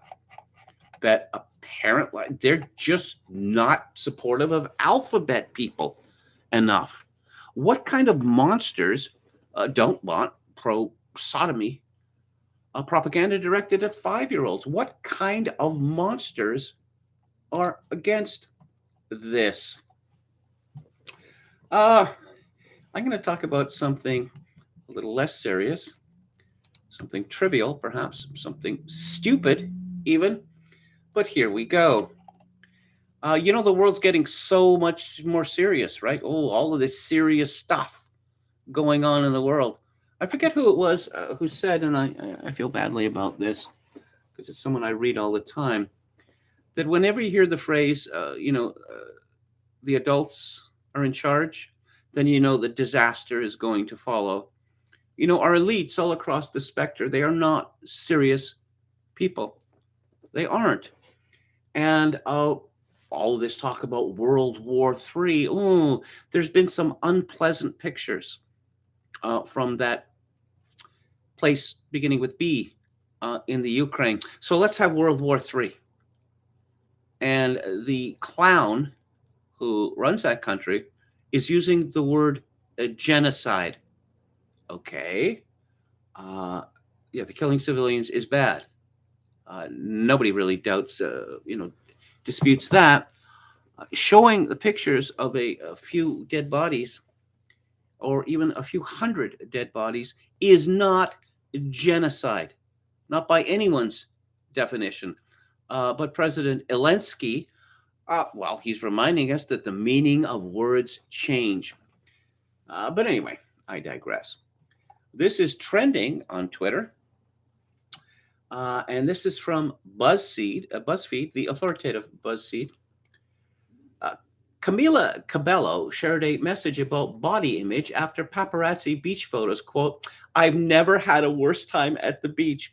Every time I felt super vulnerable and unprepared." Camila Cabello is described as a Cuban American in the sense that she was actually born in Cuba. She is a pop star, kind of, sort of, and she served as the beard for this Canadian pop star called Shawn Mendes, and they recently broke up, and there was a lot of talk about this. She's a good-looking young woman, no question about it, and I'm looking at a picture of her when she was papped, and I would say, here's a tip.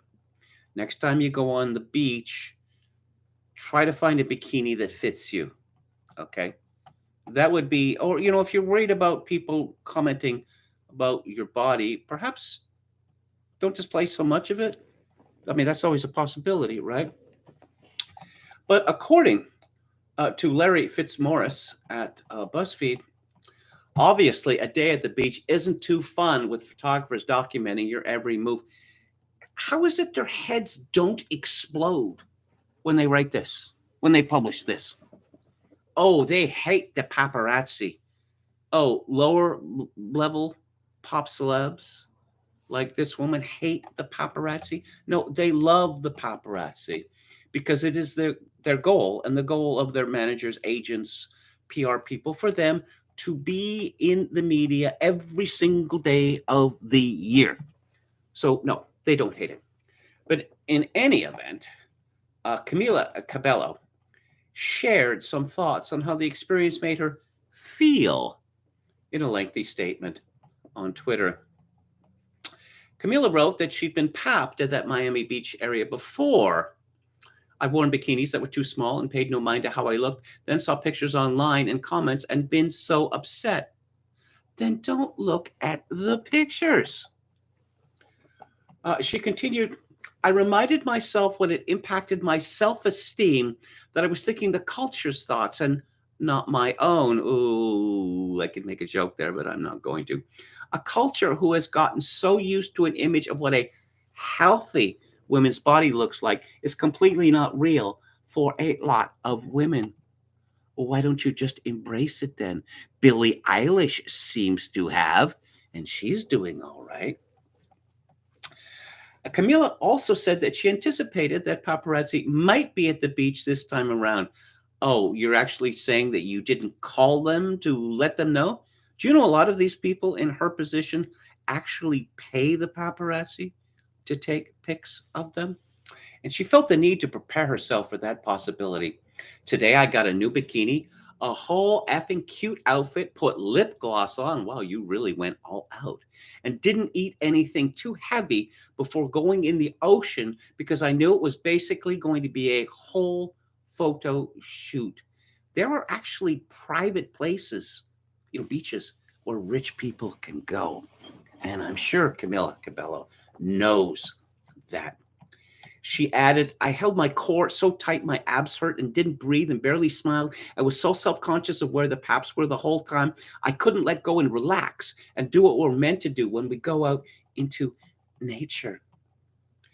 I knew I looked good in the pictures and thought I would feel accomplished, and yet I've never had a worse time at the beach.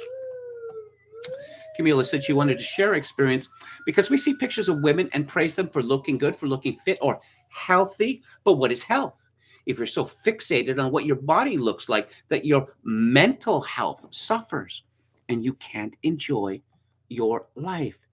Well, it's a trade-off, isn't it, Camilla? If your fame is based largely on your looks, that is to say your face and your body, well then people are going to be judging you. Does anyone know this woman's music? I know she's made 3 records. I looked them up on Wikipedia. They don't appear to have been that successful. No, she is being judged on her looks. And I suppose it's a blessing and a curse. Who am I trying to look attractive for? And am I even attractive to myself? If I can't let loose and relax and have a fun day and be playful on a beautiful day at the beach? Yep, life's tough all over, isn't it? Camilla also shared a photo of her apparently in the pool area of where she was staying, where hopefully they can't get me, but they literally hide in the bushes sometimes. I'm exhausted, LOL. Yes, another one of these tremendously active people who claims to be exhausted. In fact, it's pretty much a given now that when someone, says that he or she is exhausted, they're lying to you. They're seeking sympathy. So there's a obligatory pop culture segment of the show. Let's take a look at the chat again. True Greenbird said, I listened to her first album for a few months while biking back in 2018. Don't know her later stuff. Choco King 666. Yeah, I dig a girl that has flaws. Dennis Dale points out that she's vulnerable right now. Yes, professionally vulnerable, one might say. Hello, Dennis. Dan says her emotional labor is at 10. Oscar Toe says, I think we all have a chance with Camilla chat. Dennis Dale says, St. Peter unfurled a long scroll when that fish-faced creep showed up. Who's that? I like Camilla because she doesn't look too good. Actually, I think she's very good looking. Certainly her face. Got great hair. Oscar Toe says, I don't get the attraction to that Camilla. She is overweight at 20. That is not a great sign. Hello to our Canadian friend, Metal Mike. Facile Goose, hello, says Madeline Albright. Oh, yes, this is tremendously sad, Can wave off 500,000 Iraqi kids killed by sanctions, but a few uncorroborated non-combatants in Eastern Europe is intolerable. Yes, indeed. Dennis Dale says, Dennis French thinks DeSantis' law goes too far. Well, David A. French is on record as saying that drag queen story time in elementary schools, grade schools, whatever you call them in the United States, kindergarten, is one of the great blessings of American liberty. Yeah, he's actually said that. Oh, Will Smith, do I have to, is it mandatory? I read this went sort of viral. Someone excerpted a selection from Marcus Aurelius, which basically said, you don't have to have a take on everything. Here's my take on Will Smith. I have never liked Will Smith. Okay. It's just, yeah, okay. You're snarky and what else has he got? Okay. I don't know whether I ever saw a whole episode of The Fresh Prince of Bel-Air, but as one does, one sees bits of it. Oh, I see. He's putting these stuck up, black rich people to shame. Is he really? I like Carlton a lot better than him. And Carlton was certainly a much better dancer, And oh yes, his weird reptilian wife, Jada Pinkett Smith. Oh, she suffers from alopecia. Oh, does she? No. Really? What kind of alopecia? You ever seen Barry? You ever seen NoHo Hank, played by this actor called Anthony Kerrigan? And if you look at his head, because he doesn't wear a wig, there are no follicles on his head, and he has no eyebrows. Jada Pinkett Smith has eyebrows, real eyebrows, and she has thousands of follicles on her skull. It's pretty obvious what happened to Jada Pinkett Smith, that like a lot of black women and a lot of white women too, she has messed around with her hair for decades. Braids, weaves, uh, hair dyes, hair straightening, using chemicals, you know, and or even you may have heard, this was a big joke in Britain for years, the so-called Croydon facelift, Croydon being South London, a look adopted by chavs, as they were called, where the ponytail is so tight that it lifts up the face, right? And I suppose, you know, it makes some people look better, right? Eliminating wrinkles and like, but it's just the skin is yanked radically back. And over time, this leads to them losing the hairline, it disappearing. And I think that this is what has happened to Jada Pinkett Smith. As Bill Maher pointed out on his show, if you're that sensitive about it, wear a wig. No one's going to think badly of you for wearing a wig. Does anyone think badly of Beyonce for wearing wigs? No. Joe Ken 666 says home of the craze, Croydon. Dennis Dale says Chris Rock handled it well. I think he did. I think he did. Just everything about that family is weird and miserable. Like their children, like the son, and Will Smith spent about a decade trying to make this kid a movie star. No. Every time I see pictures of him, he just looks like the saddest boy in the world.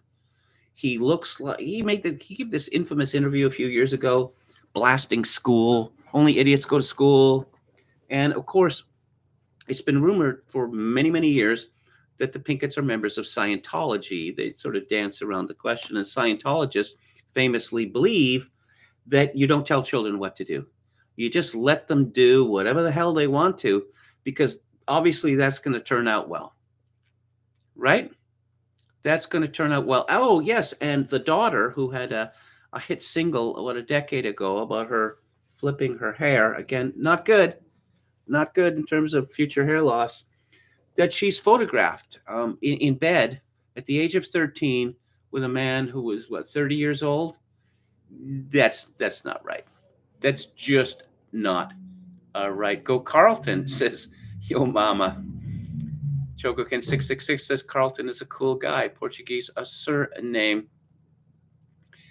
Yes, respectable commenting name, says David French, also to break down his wife exchanging emails with their pastor while he was in an air-conditioned office in a green zone. Yes, he made her, I don't know whether she actually had to formally sign this, a formal commitment not to communicate with other men.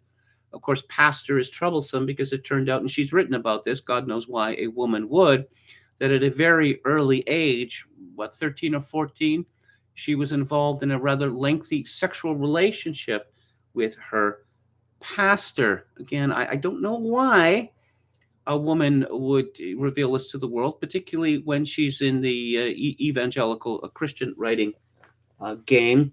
Of course, she ghost wrote the biography for Sarah Palin's daughter, tremendously accomplished daughter, Bristol.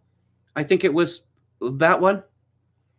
No, but David A. French, he's constantly being referred to as if he's a war veteran, and he's not. He was in JAG, right? And my old joke about David French is that do not mock this man's valor. Do you know one day he was in his office in the green zone, and the air conditioning went out and it wasn't fixed for 2 hours? Yeah. Okay, what else do we have here? Okay, this is from the Daily Mail, which has gone completely nuts. Just like my favorite Catholic site, Rowetta Cayley, has gone completely nuts, and I can't read it anymore.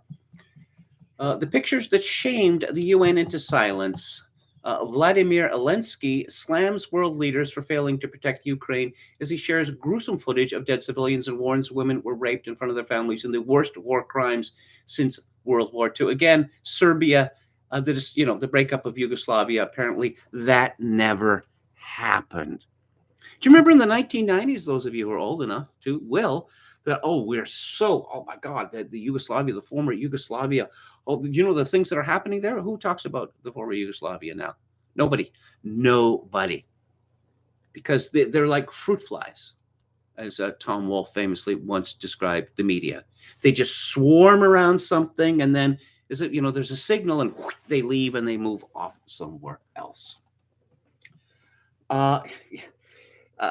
Zelensky called out the Security Council for failing to provide any security, demanding Russia's expulsion from the global body and reform to ensure no further illegal invasions in the future. Oh, yes, because you could form, the League of Nations, they tried that. Where did they end up?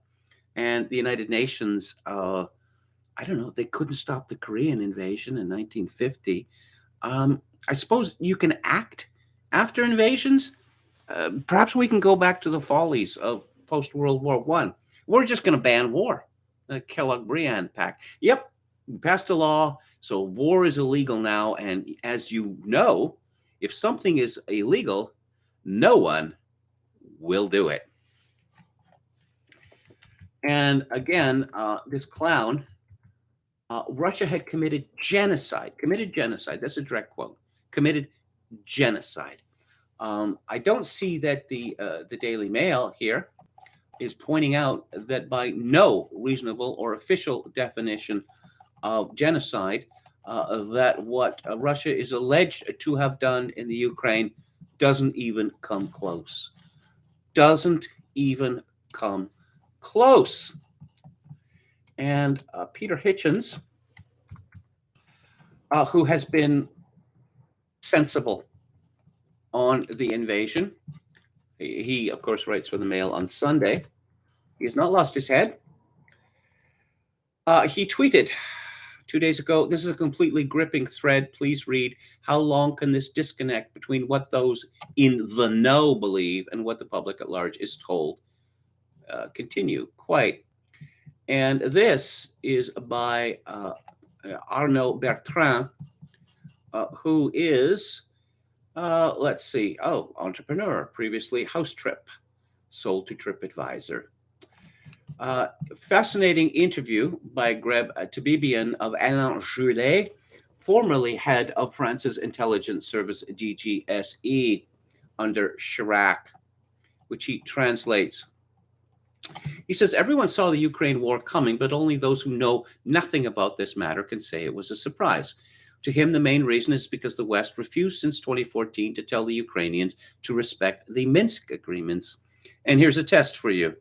If you're reading any discussion about this invasion and how it came about and the rights and wrongs of it, and the Minsk agreements are not mentioned, you're dealing with propagandists, not journalists.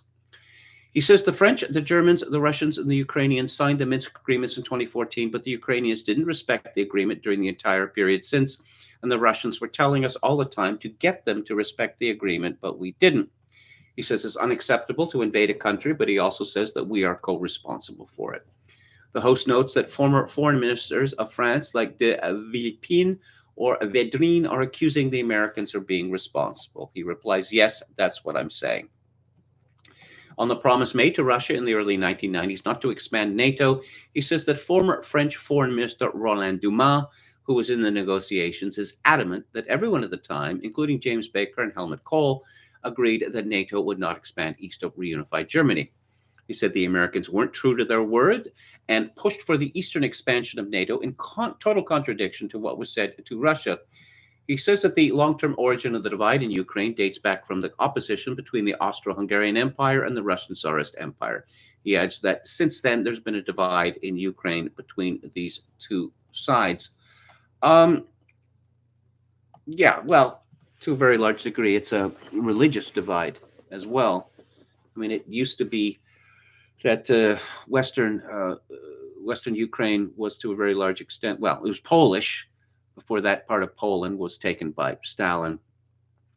And it was heavily Uniate right, Catholic. But, you can see the religious divide in the Ukraine today, or what constitutes the Ukraine, between Russian Orthodox and Ukrainian Orthodox.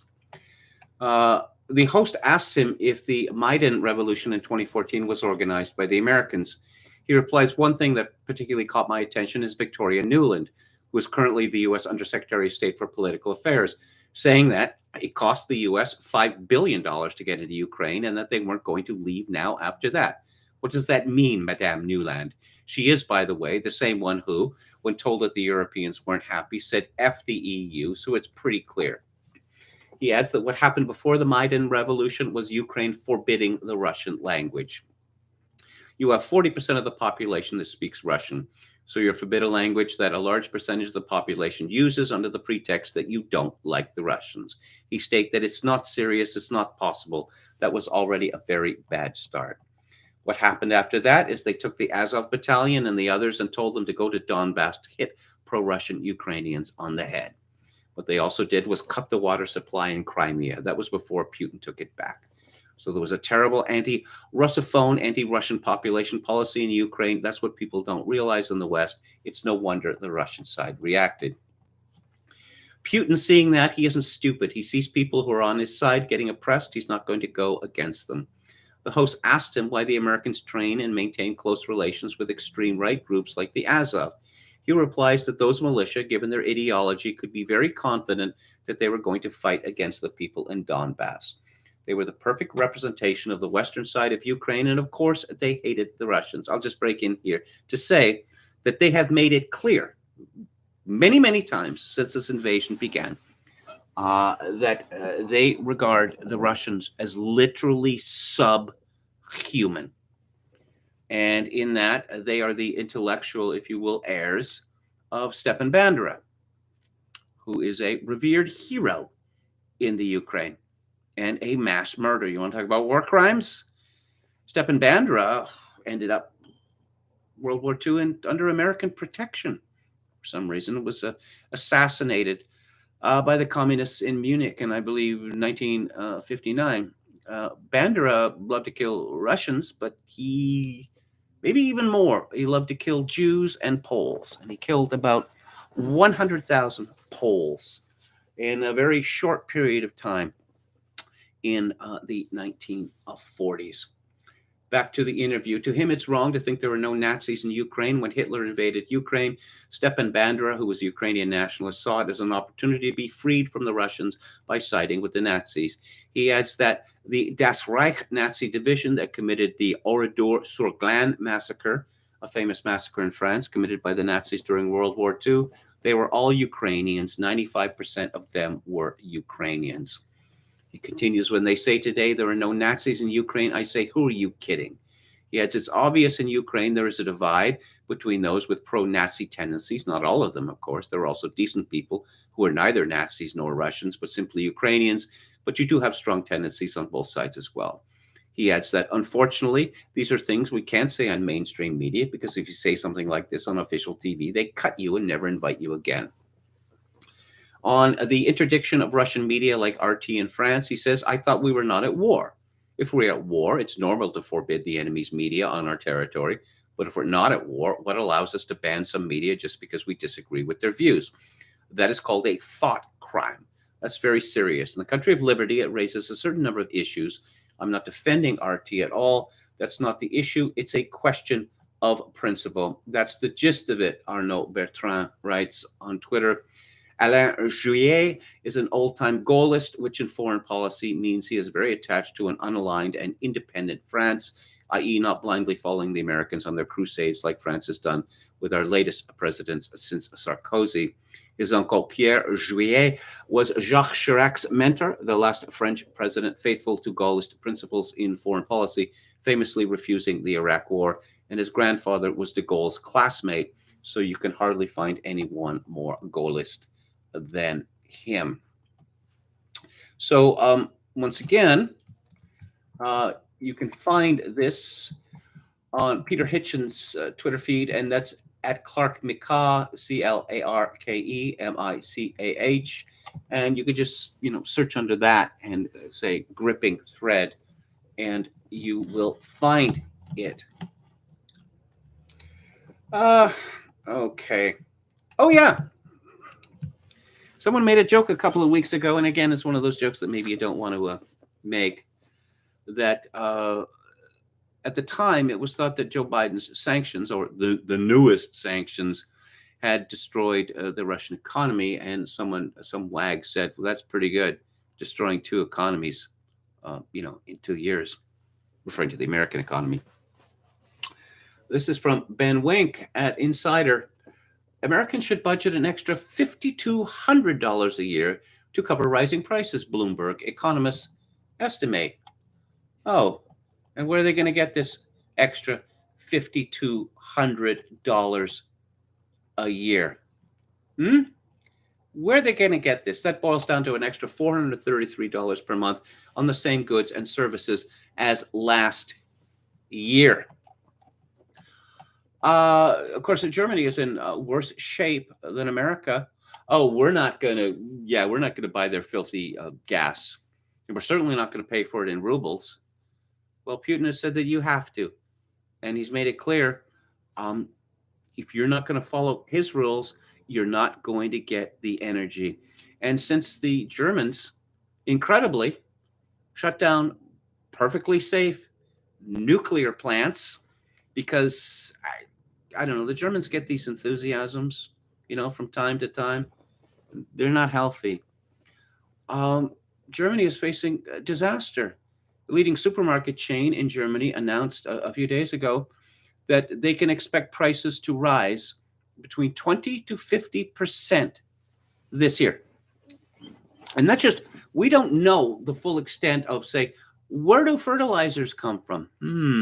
Yeah. Anything to do with gas? Say?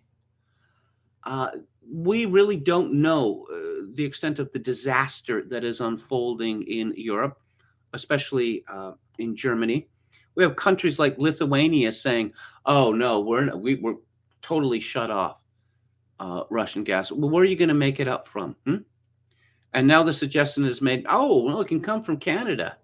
It can come from the port of Churchill in Hudson's Bay. Yeah, so what's the gas going to cost when it travels, through, well, not quite the Arctic, but way up there, and then across the Atlantic Ocean and beyond to end up in Lithuania? How much is that gas going to cost compared to the gas that they were getting from Russia? Russia's already made it clear, hey, you know what? We're going to sell our gas to people who follow the rules. And hey, maybe you get a big discount like India, Also, genius Biden, of course, Biden isn't making any decisions, has decided to destroy the petrodollar. And of course, the petrodollar is the means by which America can, just invent money, and somehow the roof doesn't cave in on them. But the genius Biden administration has destroyed the petrodollar. And I'd like to say it's going to be fun, but it is not going to be fun. Not at all fun. And there are a few websites, well, mostly Twitter sites, that make some effort to describe what is going on in the Ukraine. It would seem that the Russians have decided that the attempt to take Kiev was not the best use of their resources, that first the Donbass has to be secured, and they've got to close that kettle. But of course, no. I warned at the very beginning of this that both sides are going to lie. Because, I know something about this because I was in journalism for a long time. And yeah, but I said be particularly wary of the Ukrainian side because they have so many paid liars in the West. So many paid liars. Oh, and of course they have, well, of course we don't know exactly how many people are benefiting from the money. The Ukraine is the money laundering capital of the world. It's also, like the trafficking capital of the world, but that's the country that we just love, the most. Right? What are they known for? Well, they're known for corruption. That's what they're known for. But we all have to wear yellow and blue. Oh, yeah, I was going to point out that Canada's foreign minister, who is a lovely woman in her 30s called Mélanie Joly, she has already formally declared, and this was yesterday, the day before, that Russia is guilty of war crimes in the Ukraine. Neither she nor her department has done any investigation of this. This is, the sort of thing that used to get people sacked. But, because she's a woman and because it's the Trudeau government, no, she's not going to be sacked for this idiotic statement. It's worse than idiotic. It's the kind of statement that, makes things worse, may end up, with more dead people. But, so we have very credible evidence that the Ukrainians were engaging in war crimes against captured Russian soldiers. The parading of POWs in public, that's against the Geneva Convention. Obviously, the torture of POWs by shooting them in the kneecaps and letting them bleed out, right? Or also confiscating a cell phone from a dead or a dying Russian POW and calling this man's mother and saying, "Hey, you don't know me, but your son's a Russian soldier in the Ukraine, right? Da. Well, let me tell you something. He's dead now. I killed him. How do you like that, bitch?" Yeah, that's what they've been saying. Oh, they've also been using delivery vans to transport soldiers, which, of course, is a serious breach of the Geneva Conventions. But when the good guys do it, it doesn't matter, does it? It's 5:57 here, and I guess I got a bunch of more stuff to talk about tomorrow. I suppose there's rather backlog here, but I'll make things will regular service will resume shortly. Let's take a final look at the chat. Oscar Toe says the best news sites are now shadow banned Twitter accounts and Substack. Oscar Toe says Biden said Putin was a war criminal again. I didn't even touch on this. You have the president of the United States directly calling for regime change in Russia. Putin cannot remain, leader of Russia. And then his words are repeated to him by reporters. No, I didn't say that. I didn't mean that. Well, how else can these words be interpreted? And then you have all these people rushing to his defense, like Leon Panetta, who I believe that he was a serious man. He was Secretary of Defense. He was the head of the CIA. Oh, Biden said that because he's Irish. Oh, I see. The Irish are all idiots, are they? Of course, Biden had made strange statements about the Irish on St. Patrick's Day. His mother, maiden name was Finnegan. That, yes, my father married an Irish girl, but I'm not an idiot. Oh, so the Irish are idiots. Again, is that apparently this is part of Joe Biden's legendary charm. Anwar says, is it wrong for me to want Biden to be Vic Morrowed by the White House helicopter in Minecraft? Of course, in Minecraft. Anwar says, if Kevin finally goes to a different side, I'm thinking of using guillotine enthusiast as a handle. Peppermint Patty. That's Jen, not Jennifer, but Jen Psaki is moving, of course, to MSNBC. And of course, she was negotiating with MSNBC while she was, fielding questions from MSNBC at press conferences. But that is in no way a conflict of interest because apparently the ethics squad at the White House looked at this and she's in the clear. She could have just resigned, right? She could have resigned. And then, of course, there'd be offers, right? She wasn't going to take the chance. Oscar Toe says, I may be mistaken, but didn't Biden's redheaded wench say Russia's economy would crash and never recover within days last month? Well, apparently the ruble is pretty much back up to what it was before the war in terms of exchange with the United States. Chokin666 says, why did the French ultra-right want de Gaulle dead? Well, because he gave away Algeria. That's why. You can read Alistair Horn's book, A Savage War of Peace, which I reviewed on the old book club with Luke Ford a few years ago. This is one of the most amazing books ever written. You read this and you think, did this really happen? And it did. For instance, mutinous soldiers being captured and them marching to prison, in their ranks, singing Je ne regrette rien, the Edith Piaf song. No, he decided that, quite wisely, de Gaulle decided that, no, Algeria is, it's not ethnically French, overwhelmingly so. And it was put to him that very little of Algeria is actually occupied. That something like 75% of it, and it's a very large country, it's bigger than France, 75% of it is, like sand. And that's where the oil and gas reserves are. And so it was put to him that, look, since, the Arabs or the Berbers, they have no reasonable claim to the South Algeria because they've never, lived there or controlled it. France could keep that. And de Gaulle said, no, it's all or nothing. And so they decided that de Gaulle must go. The OAS, the secret army organization, they seized Algiers, and then they struck for the mainland. Coup d'etat. And they came this close. You can read about that in Edward Luttwak's great book, Coup d'etat.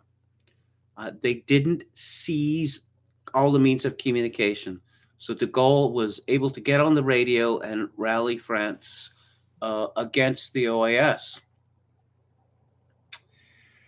Yo Mama says there's the canonical Church of Ukraine headed by a living saint and an uncanonical church headed by frauds. Did you see Zelensky on Fox saying the Azov Nazis were cool by him, says Oscar Toe? I didn't see that, but I'm not surprised because he has on many occasions said, well, yes, of course, Bandera is a great Ukrainian hero,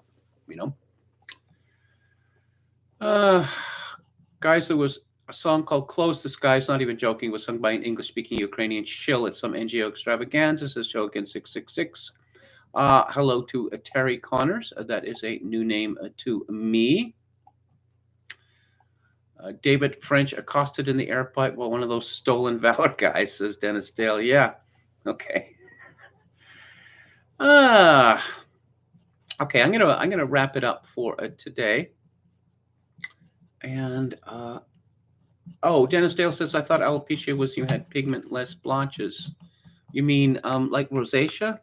No, that's kind of, Bill Clinton has rosacea, where you get these like livid red blotches all over your face. But no, we know what happened to Jada Pinkett Smith. Oh, Amy Schumer. Oh, yeah, apparently she's making a comeback. And until about a month ago, when it was announced that she was going to co-host the Oscars, and let's pick the three people who are least likely to get people to watch. Yeah. So Amy Schumer, until about a month ago, was she's that woman who hawks tampons on TV. Well, she had a co-host of The Author, and she's having a comedy tour. And apparently the Will Smith thing was all about her. She's traumatized. She is traumatized about this. Oh, really? She's traumatized by someone slapping someone else across the face from quite a distance from where she was, actually. And she's traumatized. So it's all about her because, of course, it is. So thank you all for tuning in. I'm pleasantly surprised by how many of you did and how many of you have contributed in the chat. And I will be back on the air tomorrow at 4 p.m. Pacific, 7 p.m. Eastern. If you'd like to make a donation to the live stream, my PayPal account is linked to kevin_grace@hotmail.com. If you are in Canada, donations to the live stream may be made directly via Interac at kevingrace@shaw.ca. And as always, I leave you with this. In these days of social atomization and civilizational collapse, I do dearly wish that you, my dear viewers and listeners, manage to forge a genuine human connection in order to ease the burden. Good night.